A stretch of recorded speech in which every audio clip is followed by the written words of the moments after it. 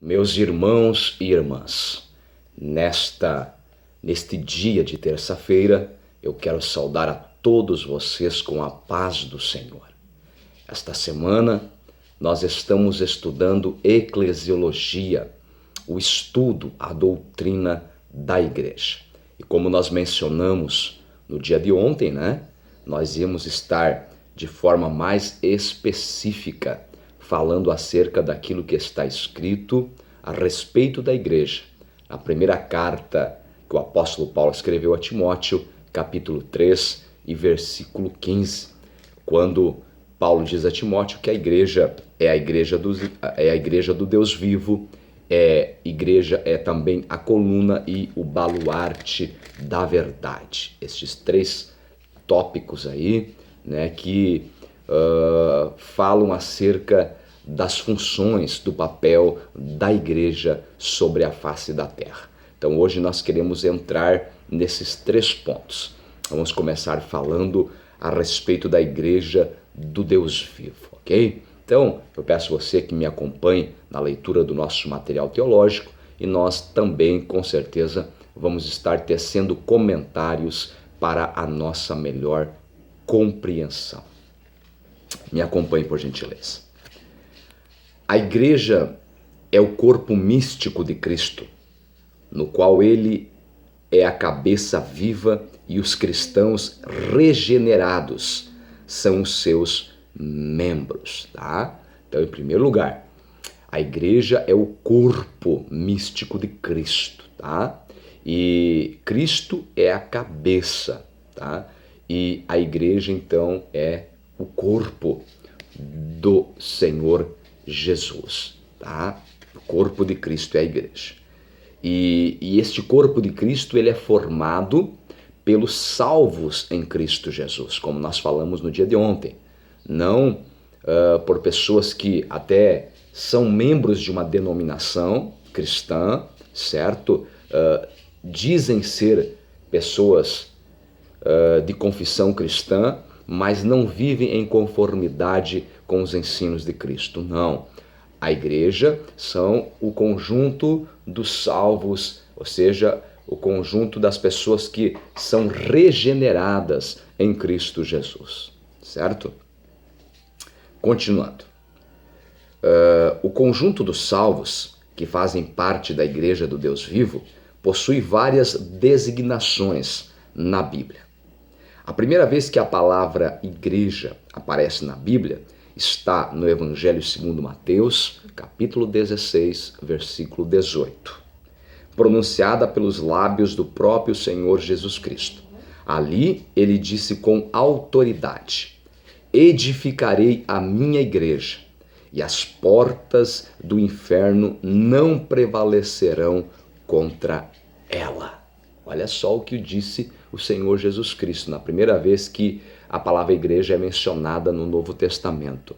Edificarei a minha igreja, e as portas do inferno não prevalecerão contra ela. Então, a pessoa que é regenerada em Cristo Jesus, as portas do inferno não prevalecem sobre a sua vida, porque a própria palavra do Senhor diz que Deus, ele não nos dá fardo maior do que nós não possamos carregar, não possamos suportar. Então, quando Deus ele nos prova porque ele deseja nos aperfeiçoar em alguma área ou em algumas áreas da nossa vida.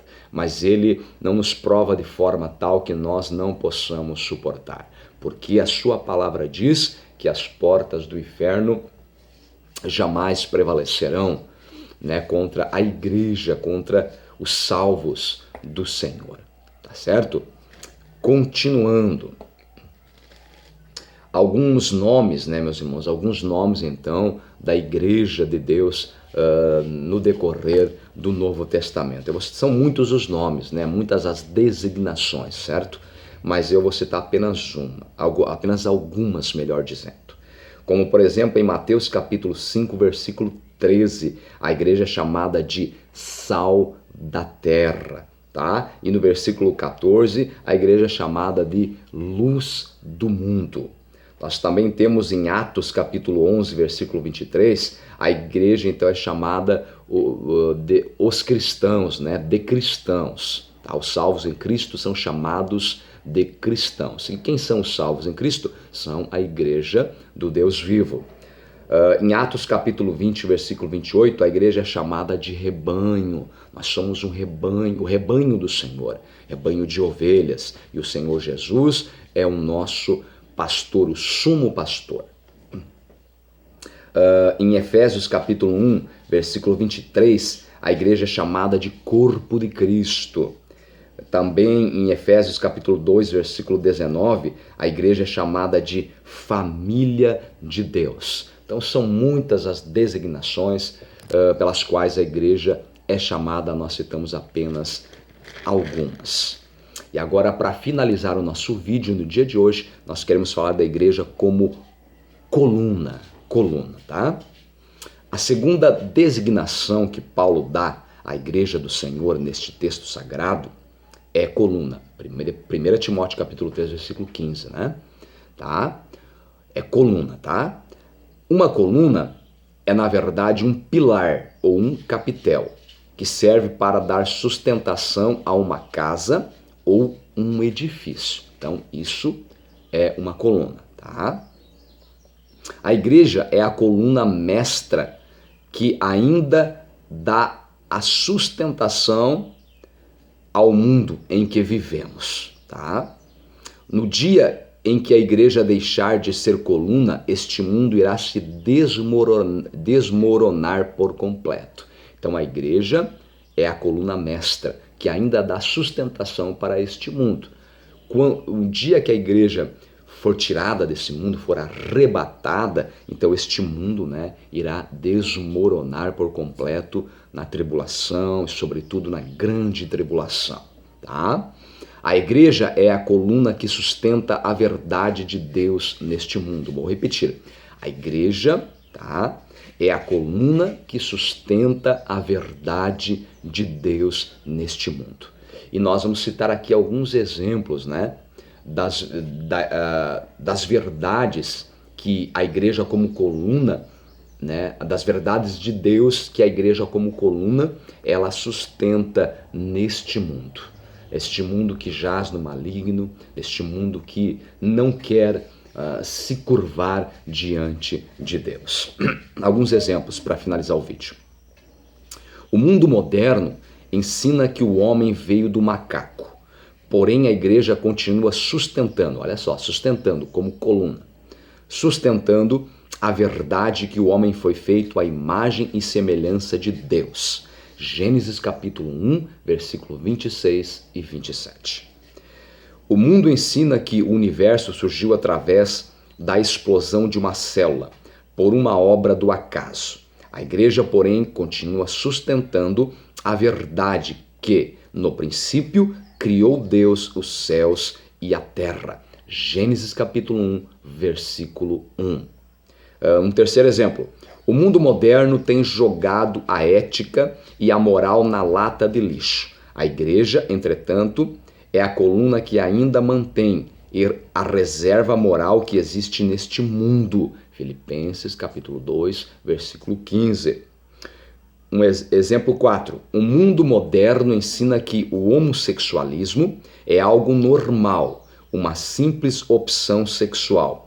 A igreja, entretanto, continua sustentando a verdade, que o homossexualismo é um pecado abominável diante de Deus. Romanos capítulo 1, versículo 25, 26 e 27. Abra um parênteses aqui para ficar bem claro, tá?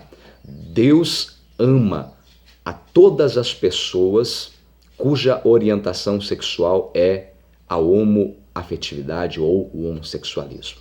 Deus ama todas as pessoas.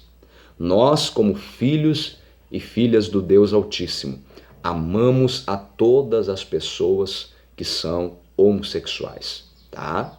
Porém, isto é uma coisa. Agora, vem a outra questão. Então, não podemos misturar. Deus ama o pecador, mas abomina o pecado.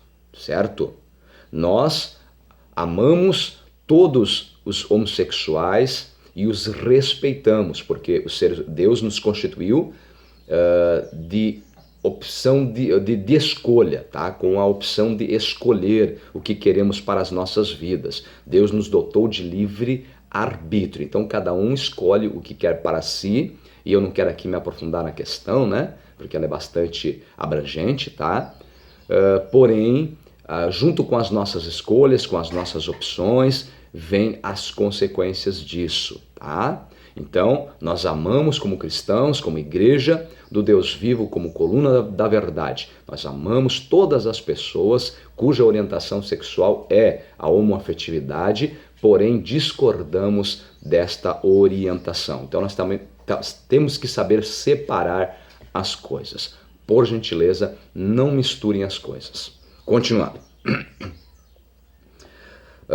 Um quinto e último exemplo. O mundo afirma que não existe verdade absoluta e que toda a verdade é relativa. A teoria, né, do relativismo, tá?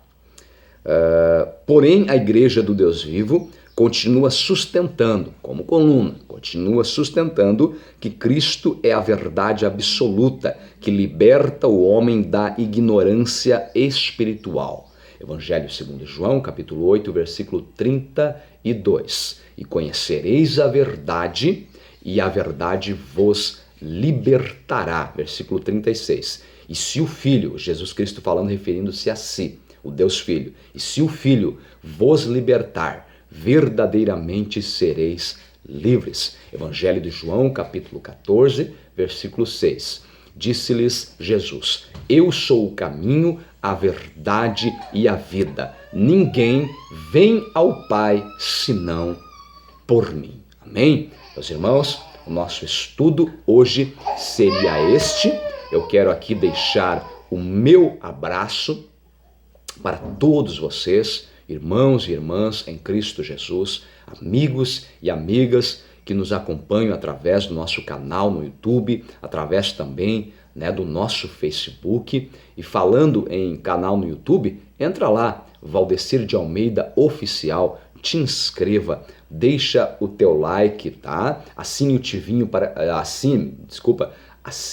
o sininho para que você possa estar sempre recebendo nossos vídeos e compartilhe os nossos vídeos juntamente com seus familiares, amigos, colegas, pessoas que você sabe que têm um interesse comum, assim como eu e você, pela palavra do Senhor nosso Deus. Um forte abraço, continuamos o nosso estudo no dia da manhã, querendo Deus. Amém? Deus os abençoe em nome de Jesus.